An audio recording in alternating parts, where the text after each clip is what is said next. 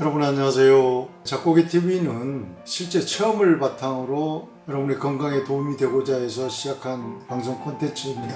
실제 체험이기 때문에 많은 질병으로 고통받는 분들에게 도움이 되고자 하는 바람이 강합니다. 제가 누차 말씀드리지만 병원에서 치유가 가능한 질병은 병원에서 치유를 하는 게 가장 현명하고 확실한 방법입니다. 만성질환이 되시거나 잘 낫지 않는 질병들은 어떻게 보면 간단한 식이요법이나 우리가 지혜로운 방법을 통해서도 극복할 수 있기 때문에 이 방송을 하는 거니까요. 오늘 주제는 변비에 대해서 제가 이제 일생 살아오면서 겪어온 변비 해결책, 가벼운 질환 같지만 또 만성으로 변하신 분들은 상당히 심각하게 고통을 받는 분들을 봤어요.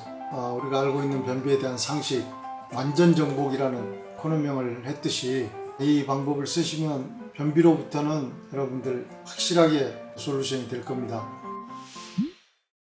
변비라는 게 원래 대장의 그 연동운동이 저하되어 가지고 생기는 질병이잖아요. 해결책은 사실은 간단합니다. 아주 특수한 경우가 아니면 대부분은 식이섬유가 부족해서 생기는 질병 같아요. 장내 미생물이라든지 장내 환경이 안 좋아졌을 때 대부분의 해결책은 어쨌든 식이요법으로 식이섬유만 보충을 잘 하셔도 해결을 하는 걸로 제가 체험한 바 있습니다. 약한 변비 같은 경우는 가볍게 해결할 수가 있습니다. 유산균을 쓰실 수도 있고 시금치만 드셔도 제가 작곡의 TV 그 당뇨편에서 가장 좋은 영양소로도 제가 방송을 했습니다만은 시금치에는 많은 영양소와 함께 더불어 식이섬유가 굉장히 풍부해요.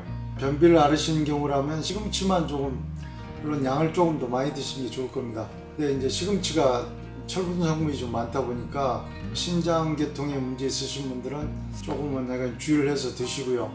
어쨌든 일반 변비로 고생하시면 여러 가지 이제 식이섬유가 많은 식품들이 도움이 되겠지만 시금치를 특별히 좀 추천합니다.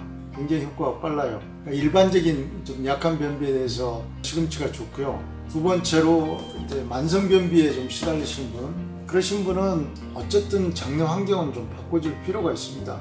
장 안의 환경들이 안 좋다 보니까 여러 가지로 변비도 변비지만 만성 질환의 변비라 그러면 해결책이 있습니다. 새발나물, 당뇨편에서 방송했던 새발나물인데 이것도 그렇게 식이섬유가 굉장히 좋아요. 고구마나 이런 거다 비교할 수 없을 정도로 식이섬유가 많습니다. 새발나물하고 또 한 가지가 뭐냐면 눈편에서 제가 방송을 한번 한 적이 있습니다. 새싹보리가 사실은 영양소도 한 58종이라는 영양소도 있지만 식이섬유가 굉장히 강합니다. 만성 변비로 고생하시는 분은 새싹보리, 새발나물 두 개를 제가 추천해 드리는데 새발나물은 하절기에 나오질 않기 때문에 지금은 해당이 되질 않을 것 같네요. 새발나물에 못지않게 효과 확실한 게 새싹보리이기 때문에 특히 비만으로 장 쪽에 내장 비만이 많거나 몸에 내장 지방이나 이렇게 많으신 분들은 새싹보리 드셔보시면 한 2, 3개월만 드셔도 체중도 많이 감소가 되는 걸 본 적이 있거든요.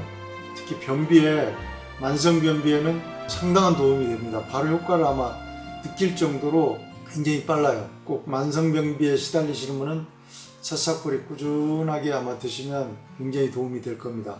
마지막으로 악성변비에 대해서 좀 말씀을 드리겠습니다. 물론 이제 아주 악성변비 중에서도 의사의 진료가 필요로 하고 신체의 어떤 특정한 질환 때문에 생길 수 있는 거라든지 세밀한 거는 병원에서 검사도 하고 의사 처방에 따라 하는 것도 좋겠지만 그래가지고도 잘 낫지 않는 악성변비에 효과적인 방법이 하나 있는데 이게 바로 함초라는 식품입니다.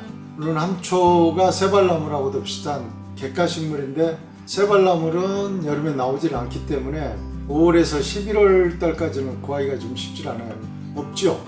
6월 달부터는 아예 없기 때문에 11월 달까지는요. 새발나물보다는 악성변비에는 무조건 함초입니다. 바닷가나 갯가에서 자라는 약간 짭조름한 연분을 먹고 자라는 그런 식물인데 하여간 너무 강하게 드시면 바로 설사할 수 있을 정도로 굉장히 강해요. 특히 악성변비에 시달리시면 함초를 꾸준히 장복하시면 굉장히 도움이 됩니다. 그렇게 해서 벗어나시는 문제가 여러 받고 장의 연동운동에 굉장히 도움도 되고 식이섬유도 굉장히 풍부해요. 함초는 그냥 인터넷 같은 데서 환으로 많이 나와 있기 때문에 아마 드시기도 굉장히 편할 것 같습니다. 그 함초를 꼭 제가 추천해 드리기 때문에 변비로 고생하시는 분들, 제가 아까 말씀드린 대로 약한 변비에는 시금치, 조금 이제 만성 변비에는 새발나물과 새싹보리인데 새발나물은 지금 하절기에는 구하기 힘드니까 없으니까 새싹뿌리 드시면 바로 해결책이 된다는 거. 그리고 이제 악성 변비에는 함초를 이용하시라는 거. 아마 이거 변비로 고생하시는 분들 많은 내용에 공감하실 겁니다. 그리고 제가 여기서 덧붙여서 하나 말씀드리고 싶은 거는, 제가 이제 엉겅퀴에 대해서는 방송도 여러 차례 했고, 제가 지금도 한 6년째 굉장히 덕을 보고 있는 사람이라서, 장내 환경 개선에 어떤 책에서는 용종에도 굉장히 효과적이라는 말이 나올 정도로 장내 환경을 개선하는데 엉겅퀴가 굉장히 도움이 됩니다. 그래서 내가 장이 좋은지 안 좋은지는 체크할 수 있는 가장 효과적인 방법이 엉겅퀴 한 봉. 저는 이제 임실 엉겅퀴 먹는다고 전에도 말씀드렸잖아요. 다른 엉겅퀴도 접해보고는 싶은데, 임실 엉겅퀴가 국가에서 특히 농촌진흥청에서 실제 그 실효를 가지고 연구도 많이 했고, 글로벌에 2번 정도로 또 논문 발표가 있을 정도로 믿을 만한 거기 때문에 제가 임실 엉겅퀴를 추천도 해드리고 저도 이제 복용을 하고 있습니다만은, 이걸 한 포만 드셔보셔도 장이 안 좋으면 바로 설사를 해요. 그래서 이제 그런 분들은 그 양을 조절해서 드시면은 장내 환경 개선에는 굉장한 도움이 됩니다. 한 1, 2년 전에 제가 아는 그 지인 중에 여자 의사분이 계시는데, 이분에게 이제 추천을 해드렸더니 그분이 아이고 좋은 줄 알고 먹었는데 너무 설사가 심해서 시댁에 보냈다고 그래요. 그러시냐고 그냥 지났는데, 그 의사분이 2달 정도 되났나? 갑자기 병원에 입원했던 제가 소식을 들어서 병원을 찾아가 봤는데, 안양 성심병원인가 아마 입원했을 겁니다. 급성 아마 장염으로 입원을 했던 것 같아요. 엉겅퀴가 어떤 성분이 그렇게 되는지는 모르지만, 염증이라든지 우리 인체 몸에 안 좋은 부분은 금방도 하여간, 특히 장 쪽은 굉장히 하여간 체크도 빨리 할 수 있고 굉장히 민감하게 반응을 합니다. 그래서 장이 안 좋으시면 금방 설사를 하게 되는데, 그러신 분들은 식후에 양을 좀 반 정도 줄여서 맞춰 나가시면, 그래 드시면 아마 장으로 고생할 일은 없을 거예요.